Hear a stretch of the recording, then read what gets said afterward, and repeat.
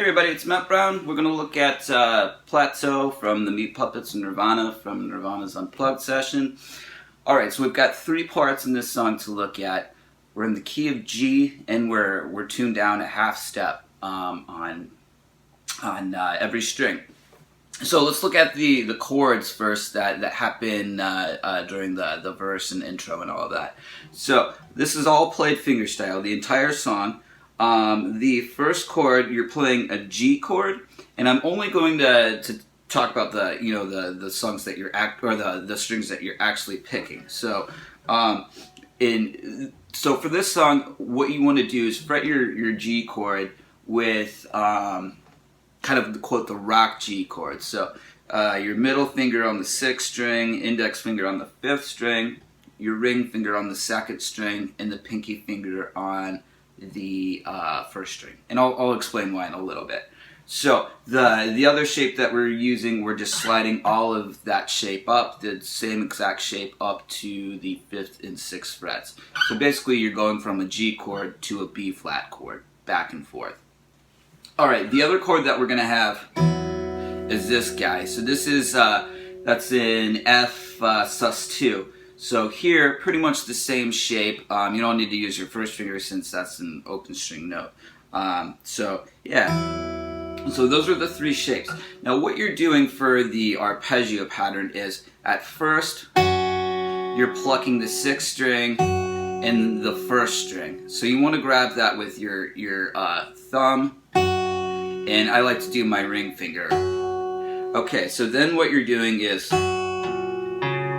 you're playing the 5th string and the 4th string with your thumb. So that's the figure. And then, as you probably are guessing, we're going to slide that up to the B flat. Do the same thing there. So slowly.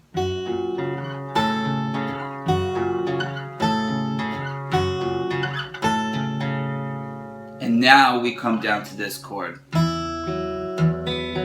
So I'll explain, the arpeggio for this is different. So you're going to pluck the 6th string and the 1st string together, then play the 3rd string.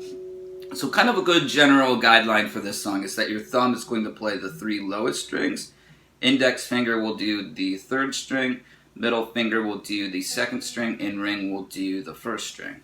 So plucking 6 and 1 together, plucking 3, then you're going to do 6, 2, 3, like that. Again, real slow. Alright, so the whole thing, let's put the whole thing together really slow.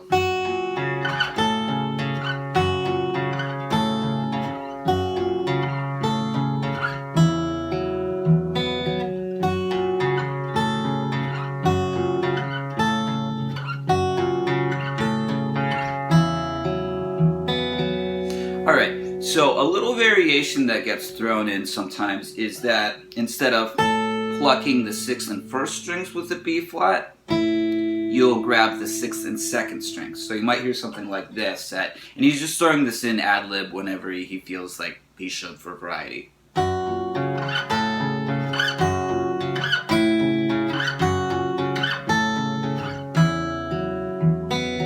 So that type of thing. Alright, so another thing to talk about with this particular riff and other riffs similar to it is when you're just sliding a chord shape around, you get an awful lot of string squeak on I'm playing phosphor bronze strings. What you kind of want to do is, after you play this chord and it's arpeggio, not just, keeping the fingers pressed down to slide, I'm actually picking my fingers up a little bit.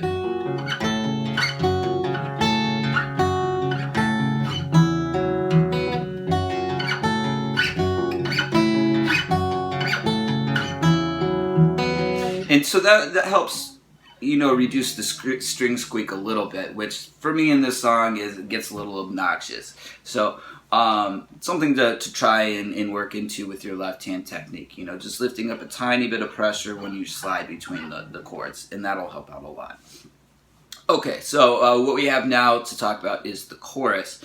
So the transition that goes into the chorus, you have a bar of 2/4 time, and what you're doing is you're moving this G shape up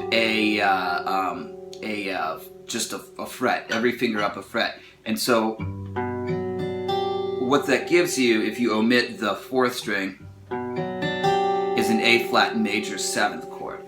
So what he does here at the first chorus is the arpeggio to get into it. So that's, you're playing the 6th and 1st string together, then plucking the 3rd string, and then the 5th, and then the 2nd.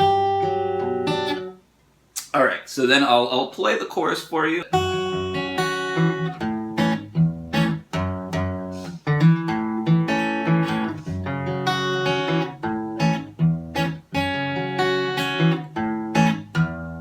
Alright, so as far as the chords that we have a G5 power chord, so that's essentially you're playing like that G chord, but now you're omitting the 5th string, so muting it with the middle finger. Alright, so he improvises this loosely. What you have is you have a 16th note based arpeggio on beat 1, and you can just improvise this ad lib. And then on beat 2, you're going to always hit the root note of that chord, and then on the and of 2, an F note on the 4th fret of, or sorry, on the 3rd fret of your 4th string. So something like this. Again. And just improvising that finger picking pattern, like I said, over the G chord. Okay, the next part is this. We're going to go to a B flat chord on your inner 4 strings, so 1, 3, 3, 3. So you're going to pluck the root note, and then the rest of the chord. And then you're going to change the bass note down to a low F on the 1st fret of your 6th string. So let's put all that together slowly.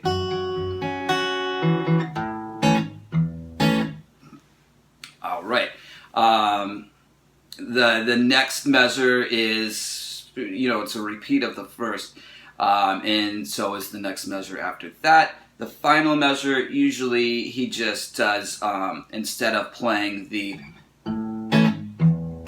he leaves out the 2nd pluck of the chord, so you get, and then you're back to the verse. So I'll do this whole chorus again.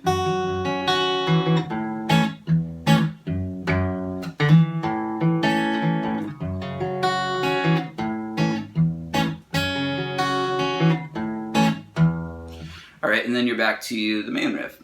Okay, so I'll say the second chorus is, it's played slightly different because he's improvising the arpeggio patterns, but that's how that second part goes as well, or the mindset you want to have in approach to playing it. So now all we have left is the outro key change part of the song. So we'll kind of look at transitions into that and how that part goes. So the way the ending goes is you hear the A flat chord,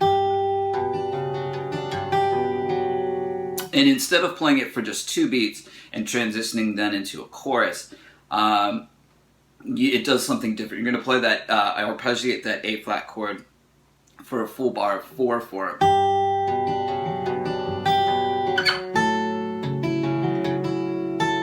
And then go up to a B flat chord. So when you play all the open strings in here, you get a B flat 6 chord. That makes A flat major 7 with a sharp 11, just in case you want to know the names of the chords. So, sorry.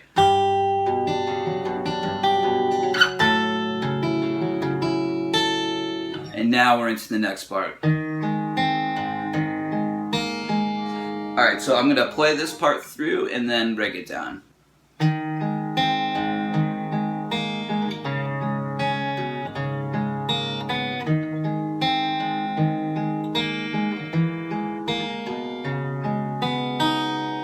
Alright, so I'll talk about the chords first. And I'm doing these fingerings in a very specific way.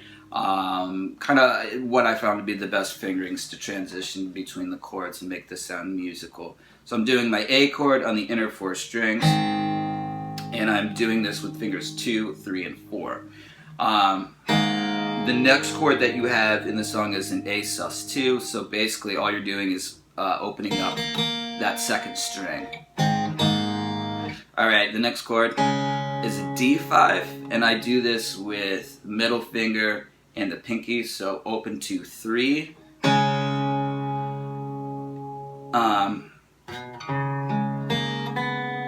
And you're kind of arpeggiating that chord next. The last chord to talk about would be an F with a sharp 11, so that's 3, 2, and open on strings 4, 3, and 2.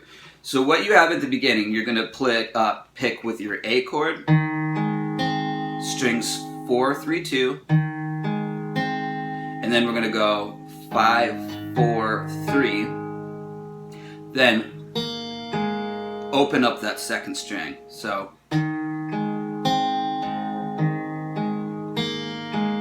is that first measure real slow? I'll do it again.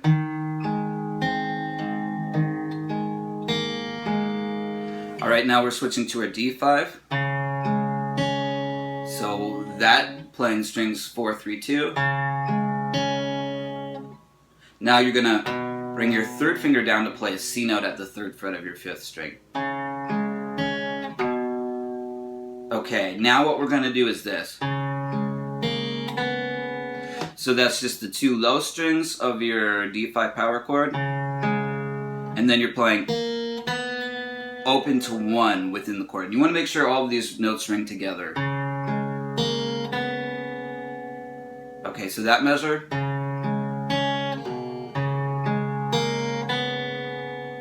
Alright, next measure is the same as the first.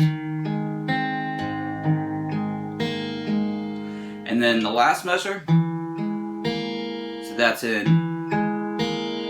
that's your F with the sharp 11, so strings 4, 3, 2. Back down to that C note. And then what you're playing here is a D9 chord without the 3rd. So that is open, 2, 1, 0, and you're just going straight up the chord. So the whole thing together.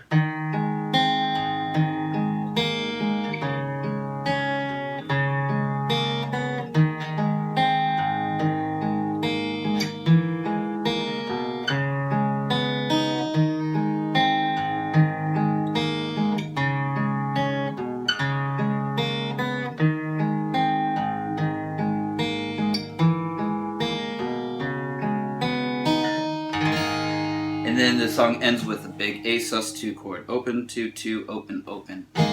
And, you know, roll through that with your thumb to make it real dramatic. Alright, so that takes care of the Meat Puppets song Plateau. The other guitar part is so simple that I didn't even cover it. You're just doing, you know, just the octave part of the main riff. And in the chorus is just the same thing that the other guitar is playing, just a little bit more sparse. So that's really all there is to it, this one. If you'd like the tabs, you know, just email me. And now I'm going to jump back to, as I promised, to do, let's see, Setless Apprentice and, what's the other one? Arrow Zeppelin. So some In Utero and Incesticide stuff. I still have 2 songs from Nevermind too, so that's all coming in good time. So I'll see you around, guys. Thanks a lot for watching.